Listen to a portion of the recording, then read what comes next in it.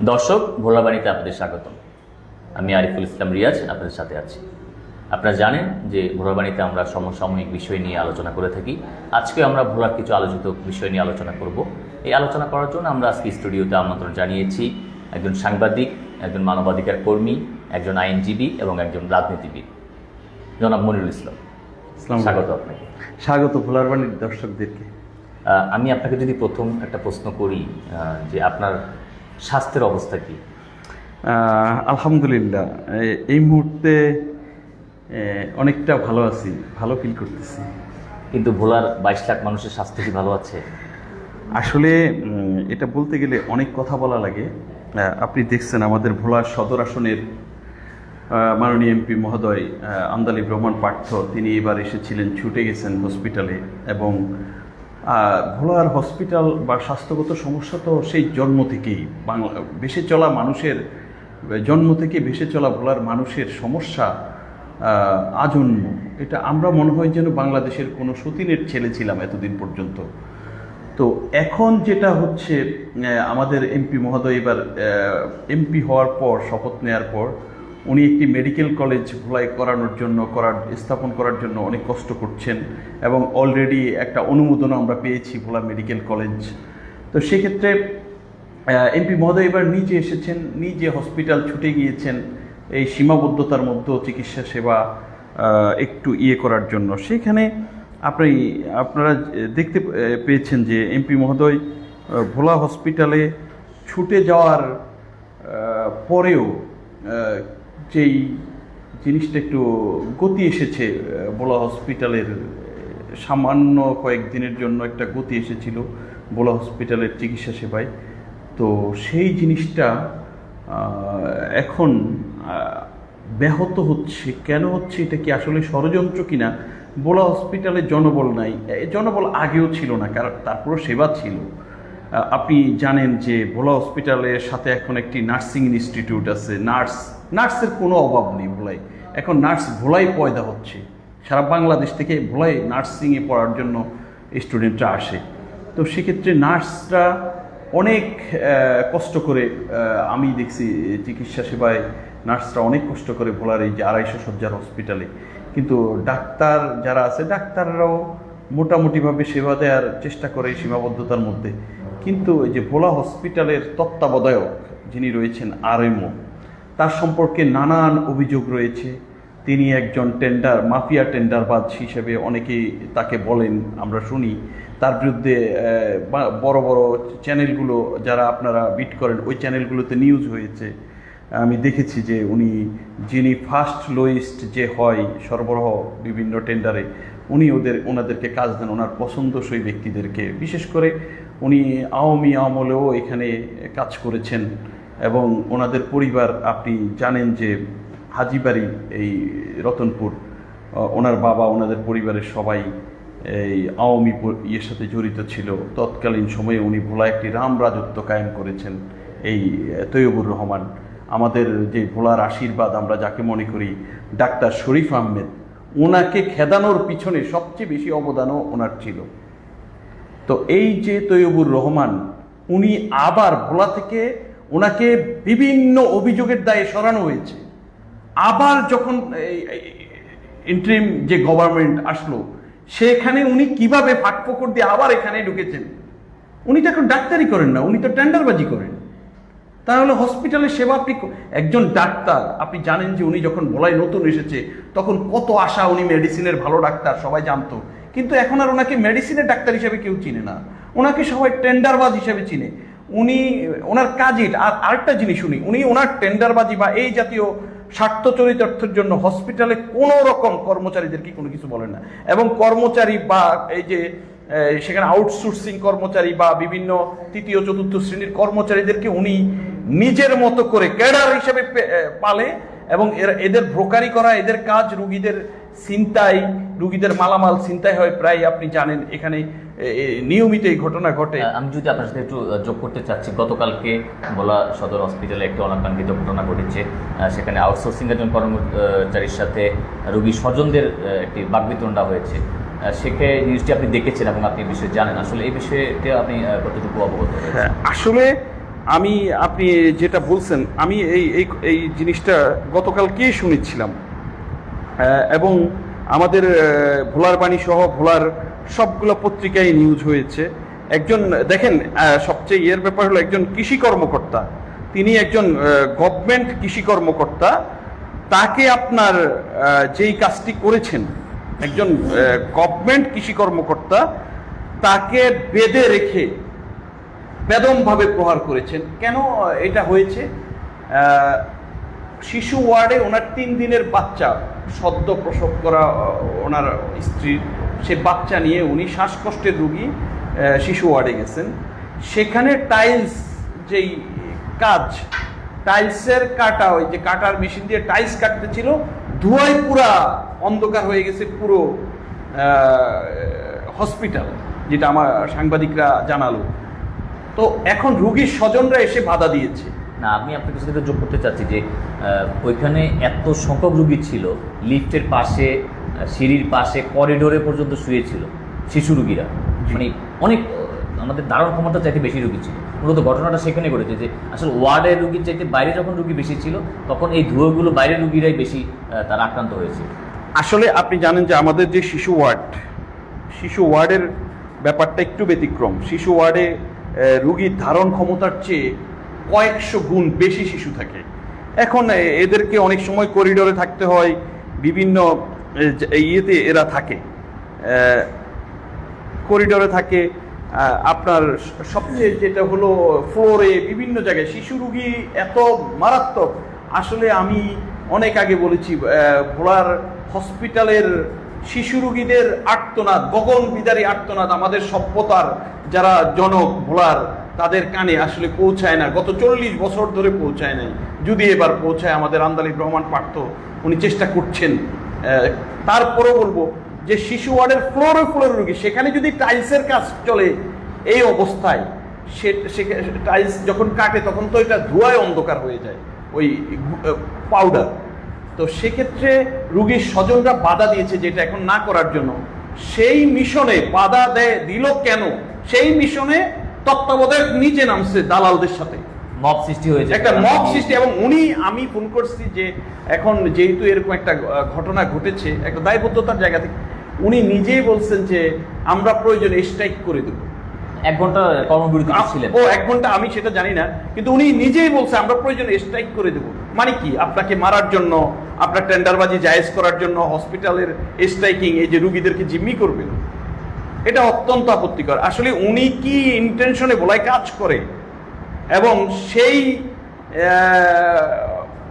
Mafia আমলের উনি ভোলার হসপিটালের দায়িত্ব ছিলেন, উনি আবার এখানে এসেছেন ইউনুস গভর্নমেন্টের আমলে।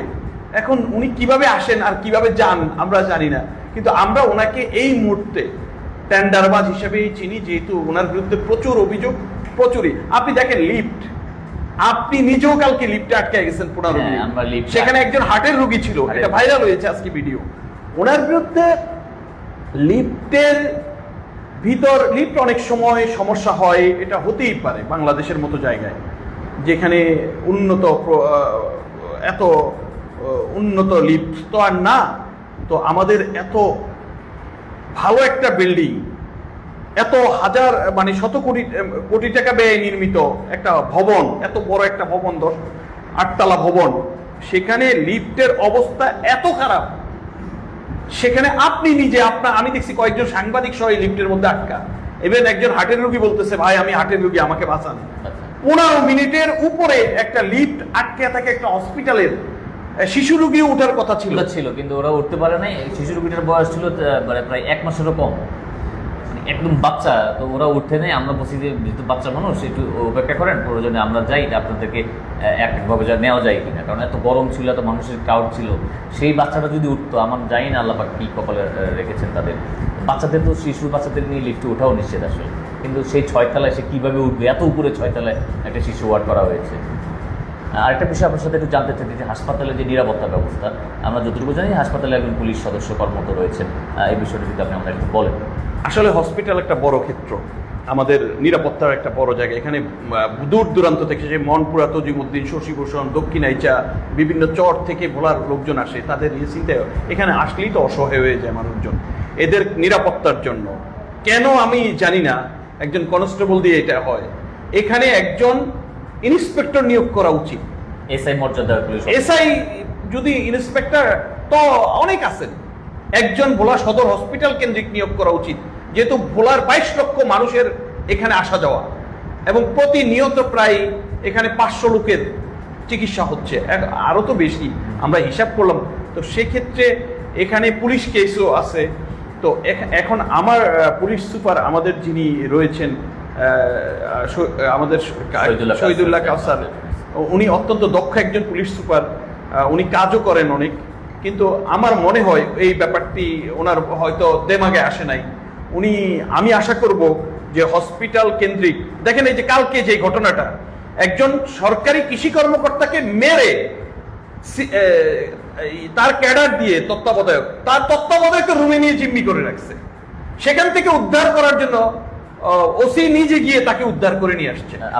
এখন এই জন্য একজন, আপনি যেটা বলছেন যে আসলে একজন অন্তত ইন্সপেক্টর না হলেও সাব ইন্সপেক্টর মানের কাউকে দিয়ে একটি নিরাপত্তার বলয় সৃষ্টি করা উচিত। একজন আইনজীবী আপনার সাথে যদি আমি এটা যোগ করতে চাচ্ছি, অপরাধ আমরা যেটুকু দেখতে পেরেছি যে উভয় পক্ষের মধ্যেই হয়তো ছিল কিছু, সেটা ধর্তব্য অধর্তব্য সেটা আমরা হয়তো আইনের বিষয় রয়েছে, কিন্তু একজন সরকারি কর্মকর্তাকে এভাবে ধরে নিয়ে যাওয়া, কিন্তু সেখানে যাদের সাথে বাকবিতণ্ডা হয়েছে, যারা আবার হামলা করেছে তাদেরকে কিন্তু ধরা হয়নি, তাদেরকে আইনের আওতায় আনা হয়নি।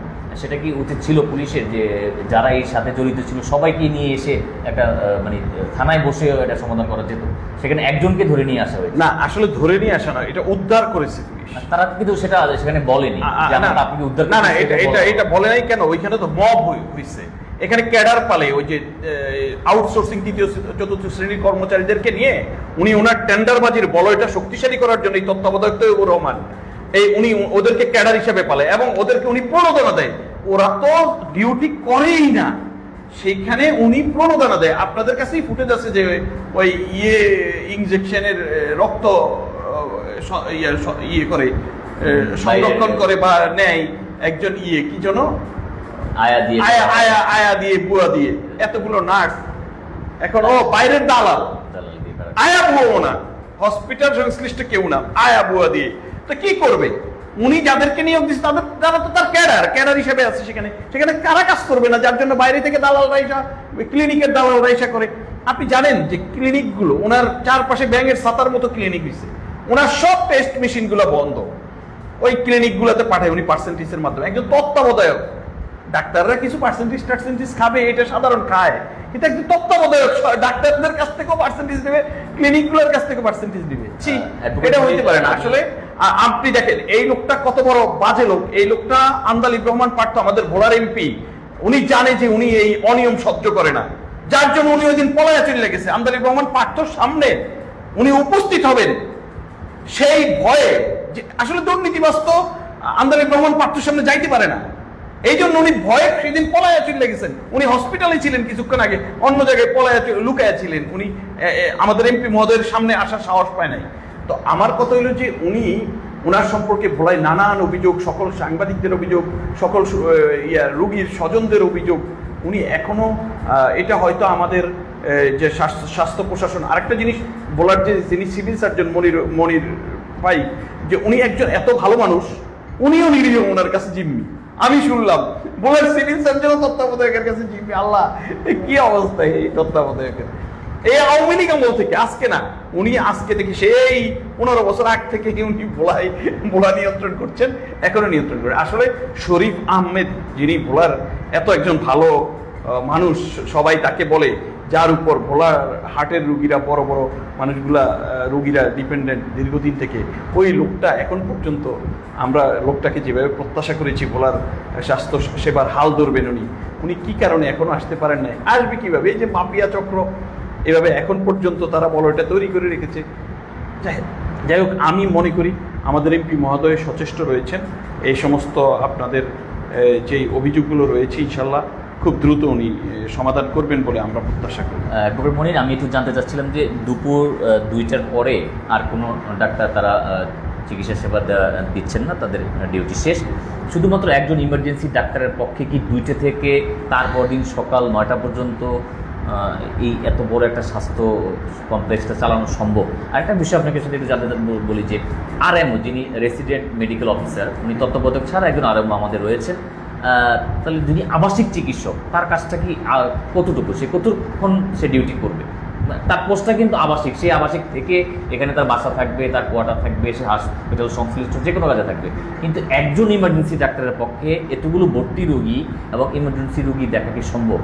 আসলে আমাদের এখানে যিনি ডাক্তার আরএমও যিনি রয়েছেন, তারপরে ওই যে কি দেওয়ান গাজী কি একজন খুব ভালো জাফর আলী দেওয়ান নামে পরিচিত, আরও কিছু ডাক্তার ভোলা সদর হসপিটালে রয়েছেন, ওনারা মোটামুটি চেষ্টা করেন। তো ভোলা সদর হসপিটালে তার ডাক্তাররা করে না, সেবা দেয় না, সেবা তো সেখানকার পাশের হসপিটালের ক্লিনিকের দালালরা এসে অতিমাত্রা সেবা প্রদান করে সেখানে। আর একটা জিনিস হলো গিয়ে, আপনি সবচেয়ে বড় কথা হলো আমাদের আশীর্বাদ এই সময় ভোলা, আমি সবসময় ফিল করি ভোলার নার্স যারা রয়েছেন, ব্রাদার নার্স যারা রয়েছেন, তারা অন্তত রুগীদের একটু খোঁজ খবরের সেবাটা অন্তত দেন। এবং ওনারা খুব কষ্ট করে, আমি দেখছি 24 ঘন্টা নার্সরা ভোলার সদর হসপিটালটা টিকিয়ে রেখেছেন। তারপরে যে কিছু ডাক্তার রয়েছে আবাসিক মেডিকেল অফিসারের দ্বারা তো 250 শয্যার হসপিটালে 2000-এর উপর রুগী থাকে, ভোলার 22 লক্ষ মানুষের চিকিৎসা সেবা এই হসপিটালটার উপর নির্ভরশীল। তো সেখানে একটু হয় সেক্ষেত্রে এটাকে যদি একটু সুন্দরভাবে পরিচালনা করা যায়, হচ্ছিল তো ইতিপূর্ব হচ্ছিল, কিন্তু এই যে তত্ত্বাবধায়ক সাহেব, আমি জানি না উনি কেন এই কাজটি করতেছেন। এর আগেও তত্ত্বাবধায়ক ছিলেন, অত্যন্ত ভালো মানুষ, অত্যন্ত সীমাবদ্ধতার মধ্যে উনি হসপিটাল চালাইছেন। তত্ত্বাবধায়কের অনেক কাজ, একটা হসপিটাল তত্ত্বাবধায়কের উপর ডিপেন্ড করে। 250 শয্যা না, এটা 250 শয্যার হসপিটাল বললে ভুল হবে, এটা টোটাল 22 লক্ষ মানুষের হসপিটাল। তো সেখানে তত্ত্বাবধায়কটা কেমন হওয়া উচিত? উনি ভোলার সন্তান হওয়ায় এবং হসপিটালের পিছনে ওনার বাড়ি, একটা বিখ্যাত আওয়ামী পরিবারের সন্তান। এখন উনি কি ইন্টেনশনালি আমাদেরকে কালার করার জন্য এটা করছেন, বা হসপিটালের অনেক সময় আরেকটা জিনিস এখানে কাজ করে, আপনি জানেন কিনা জানি না, একটা 22 লক্ষ মানুষের যদি হসপিটালটা এভাবে নষ্ট করে দেওয়া যায়, তাহলে এই রোগীগুলো ইন্ডিয়াতে চলে যায়। এখন ইন্ডিয়ার বিভিন্ন বড় বড় হসপিটালগুলো এই ধরনের তত্ত্বাবধায়কদেরকে দালাল হিসাবে নিয়োগ দেয়। উনি কি সেই দালালিও করেন কিনা আল্লাহ জানে। কারণ এখানে আসলেই কোনো সেবা নেই। আপনি বরিশাল চলে যান, বরিশাল গেলেও কি করবেন? সেবা পাবেন না। তার চেয়ে বেনাপোল আরো কাছে, বেনাপোল গেলে 300 টাকা দিয়ে আপনি সোজা ইন্ডিয়া চলে চিকিৎসা করে আসতে পারেন। মানে এমন সহজ পথগুলো এখানে দেখায় দেয় এই যে এই জাতীয় মানুষগুলা। তো আমাদের এখানে একটা গভীর ষড়যন্ত্র, বলার 22 লক্ষ মানুষকে বরিশাল দিয়ে বেনাপোল হয়ে ইন্ডিয়ায় পাঠানোর একটা গভীর ষড়যন্ত্র আমাদের এই হসপিটালের বিভিন্ন দালালরা করে। আমি জানি না ওনার সাথে কি তাদেরও কি যোগ সাজস আছে কিনা, সেটাও খতিয়ে দেখার ব্যাপার। অ্যাডভোকেট মনির, আমরা রোগীদের সাথে কথা বলেছি, স্বজনদের সাথে কথা বলেছি, তারা স্থায়ী একটি আনসার ক্যাম্প চাচ্ছেন ভোলা সদর হসপিটালে, যে সার্বক্ষণিক যাতে আনসারদের এই নিরাপত্তা বেষ্টনীটা ভোলা সদর হসপিটালে থাকে। আসলে এই নিরাপত্তার দায়িত্ব পুলিশ সুপারের এবং ভোলা সদর থানার ওসি মনিরুল ইসলাম অত্যন্ত ভালো মানুষ, উনি অনেক কষ্ট করেন। আমি আশা করব উনি এই কাজটি করবেন দেমাগে নিয়ে। এবং সদর সার্কেল যিনি রয়েছেন, আর আমাদের ভোলার পুলিশ সুপার, উনি একজন মানবিক মানুষ। আমি আশা করি পুলিশ সুপার অত্যন্ত ইমার্জেন্সি ভিত্তিতে এবং এইটা দেমাগে নিয়ে এই ভোলা হসপিটালের নিরাপত্তার জন্য আনসার ক্যাম্প হোক আর ওনার পুলিশ ক্যাম্প হোক, উনি এটা করবেন বলে আমি প্রত্যাশা করি। না হয় এই যে রুগীদের প্রতিদিন মোবাইল ছিনতাই সহ, টাকা ছিনতাই সহ যেই ধরনের অপকর্মগুলো হয়, এর জন্য উনি দায়িত্ব এড়াইতে পারেন না। দর্শক, আমরা চাচ্ছি যে আমরা যে বিষয়গুলো নিয়ে আলোচনা করেছি এবং এই বিষয়গুলোর সমাধান সূত্র খোঁজার চেষ্টা করেছি, বিশ্লেষণ করেছি, সেই বিষয়গুলো যেন কর্তৃপক্ষ নজরে আনেন এবং এই বিষয়ে অত ন্যূনতম কোনো ব্যবস্থা তারা গ্রহণ করেন। আমরা আরেকটি বিষয় নিয়ে আলোচনা করবো। অ্যাডভোকেট মনির, আপনি একজন আইনজীবী, আপনার কাছে জানতে চাচ্ছি যে ভোলার আলীনগরে স্ত্রী কর্তৃক স্বামীকে নৃশংসভাবে হত্যা করা হয়েছে, লাশ টুকরো টুকরো করা হয়েছে, সেই লাশ পাতিলে রাখা হয়েছে, পরবর্তীতে তাকে আইনের আওতায় আনা হয়েছে এবং দীর্ঘ 5 বছর তার বিচার কার্য পরিচালনা করে তাকে মৃত্যুদণ্ড দেওয়া হয়েছে। এই বিষয়টি আপনি অবগত রয়েছেন। আমি বলবো যে এটা অবশ্যই আইনের একটি সাফল্য, কিন্তু একটি দুর্ঘটনা ঘটে যাওয়ার পরে আমরা বিচার পাচ্ছি, সেটি ভালো না দুর্ঘটনা ঘটার আগে আমরা প্রতিরোধ করব, সেটি শ্রেয়। আসলে আপনি জানেন যে আমাদের কালকে এডিশনাল টু জাজ কালকে উনি একটি যুগান্তকারী রায় দিয়েছেন। একজন নারীকে উনি মৃত্যুদণ্ড ফাঁসিতে ঝুলানোর রায় দিয়েছেন। তো সেক্ষেত্রে এই রায়গুলো বিশেষ করে হয় কি, যখন একজন নারী ফাঁসির থেকে বাঁচে না, ফাঁসি হয়ে যায়, তখন এই মেসেজটা টোটাল দ্বীপে বা সারা বাংলাদেশে ছড়িয়ে যায় নিউজের মাধ্যমে, আপনাদের মাধ্যমে। তো সেক্ষেত্রে অপরাধের প্রবণতা কিছুটা হলো যখন বিচার পায়, তখন যে আগে যে বিচারহীনতাটা ছিল, এই বিচারহীনতা থেকে বেরিয়ে এসে এই ইয়েগুলো পায়। আসলে আমাদের অনেক মামলা জট, বিচারক সংকট ভোলায়, তার মধ্যেও কাজ হচ্ছে। যেমন আমাদের এসিজিএম নাই, অনেক জুডিশিয়াল ম্যাজিস্ট্রেট নাই, তার মধ্যে বিচার কাজ চলে। দেখেন একটা এত বড় একটা ফাঁসির রায় মাত্র 4 বছরের মধ্যে হয়ে গেল।